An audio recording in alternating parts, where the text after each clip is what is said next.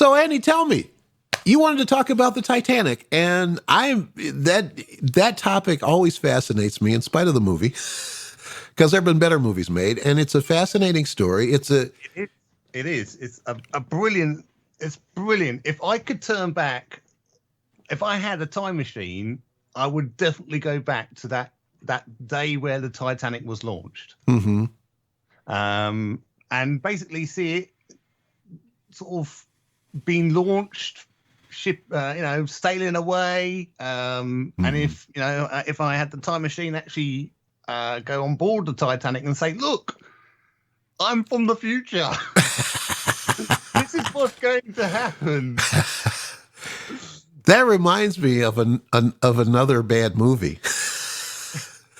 I don't know if you saw this. I think this was from the 90s. It was called The Final Countdown.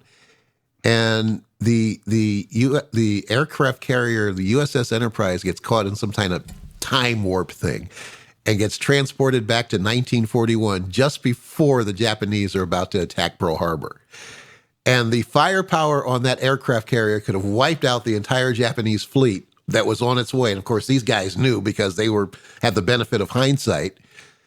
And it was, they were this decision about whether or not we should change history. And it was just totally ridiculous. And needless to say, there was an opportunity, another weird time warp was happening, and they could either go back to the future or their present, or they could stay and wipe out the Japanese fleet. So history prevailed. They figured, well, we better let's let 3,000 sailors die, okay, and go back home. So if you're talking about being transported back to the Titanic and saying, I'm from the future, don't go, don't get on the ship, you could be changing history in very strange ways. But It is a fascinating thought. I mean, obviously, it really is. Whether or not, if you're in a situation where you could change history, would you? And what would be the consequences? Yeah, well, you just don't know, do you? Yeah, you don't. You really don't. So now you've been doing some traveling. You mentioned that you had been, didn't you say that you went to the Southampton port where the Titanic was launched? No. Oh, okay. I'm sorry. I thought maybe you'd been there. Okay. I've been to the place called Belfast where it's been built. Oh, okay. That's all right. Yeah. Okay. I knew it was one or the other. Okay. So you were there where the ship was built. Yeah. I've been a few times to the place where it was built, and every time I go and I walk along the slipway, I always get little goose pimples. I'll bet. Yeah. Yeah. It's so eerie when you walk down that slipway. It is just spookily weird. Yeah, yeah. Knowing that a massive, ginormous ship was being built at this place, and basically, rumors were flying around that before the museum was built, because there's now a museum there now. Okay. The rumors were flying around that the slipway was going to be demolished and housing was going to be put there. Oh, really? Oh. And then the Irish government turned around and said, that is not going to happen. We do not want houses built on the slipway. We'll build a museum, and that's what's happened. Yeah, well, that was a very wise decision, because that was such a huge event, and there was such a huge loss of life. That it's the kind of thing that you want to be preserved, just so that that mistake won't be made again. This supposedly indestructible, largest ship ever built up until that point. Yeah. And it was supposed to be unsinkable. And of course, we found out otherwise. You found out otherwise, yeah.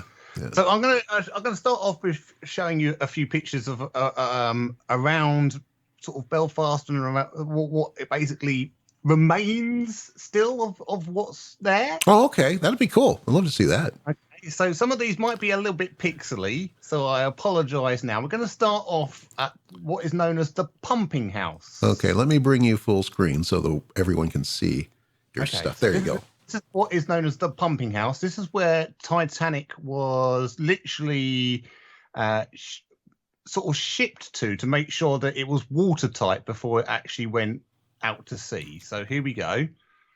So this is a massive, ginormous sort of dry dock sort of scenario. They basically filled it up with water to find out whether or not the Titanic was sort of springing in any leaks, and so that's that. There, it's actually all very heavily fenced off, purely because you sort of have to pay to see inside it. So me being me, I decided to climb the fence. I love it. And basically snuck in without anybody looking. Good on you, Andy. So that's one. That's one of the. I'd say that's the pumping house. That's where the Titanic was. I'd say made sure that it was watertight from below. Right. And this is one of the signs that basically says that it is literally the pumping house, and that was literally, I don't know if you can see the sort of Victorian photograph. That's what it used to look like back in the Victorian days. A little fuzzy, but you can get the gist of it. Yeah. So it was that was 1911. Obviously, Titanic was built then. So and then went out to sea in 1912. So that's that one. And then we've got this is the other side of the pumping house, and that's sort of what the factory. Can you just about see the factory with the clock standing there? Oh yeah. So basically, if there was anything wrong, they could just literally go to that factory, grab whatever is needed, and then plonk it onto the actual ship. So clearly they were convinced after all that testing that she was seaworthy and indestructible, as they said. Yeah.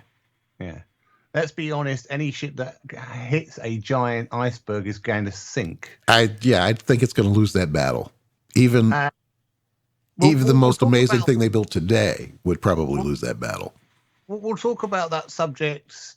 Actually, we'll talk about that subject now while we're okay. All right, sure, that'd be cool. Whilst Craig has brought that subject up, a lot of speculation. Let me just get my camera back on. You can unzoom me now, by the way, for a little bit. Anyway, at least. All right. A lot of speculation about that night, and the second in charge of the ship, which was Lighthauler, I believe his name was Lighthauler, basically decided to turn the ship to starboard to try and avoid the iceberg. Okay. And a lot of speculation going around saying if he didn't do that, if he actually hit the actual iceberg straight ahead, it could have survived the impact. Interesting. I'd never heard that. So the second in command sort of made a mistake, really. The normal reaction is to sort of like try and avoid something, is to try and turn away from it. Sure. So that's what he did. Yeah. But a lot of people are basically saying, well, actually, if he went straight ahead and plowed right into the iceberg, it might have changed the whole. So just like head on into the iceberg. Yeah, is what you're saying. So I'm picturing this. I'm sorry, I can't help myself, but I'm picturing Leo DiCaprio on the bow. I'm king of the world. Oh shit!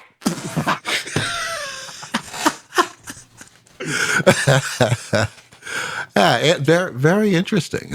But he did what he did. He turned away, which probably most humans would have thought to do. It's like, damn, get this thing, stay that shit away from here, and bam. The ship splits in half and sinks, and 1,300 people die.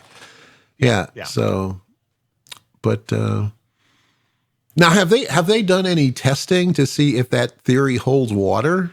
To coin a phrase. I think they have, but I haven't got any sort of video. That's too bad, because I would be curious about that. I remember seeing some video about a lesser shipwreck, but and that was the made famous and sung by Gordon Lightfoot, the wreck of the Edmund Fitzgerald, ship that went down in Lake Superior. And I've seen video of that recreated through animation the disaster, and they also had a couple of scenarios whereby the ship could have survived if they had made some changes and some different decisions in terms of the navigation through the storm. And they show those alternative possibilities. I was wondering if maybe there was something similar with the Titanic, but I don't know.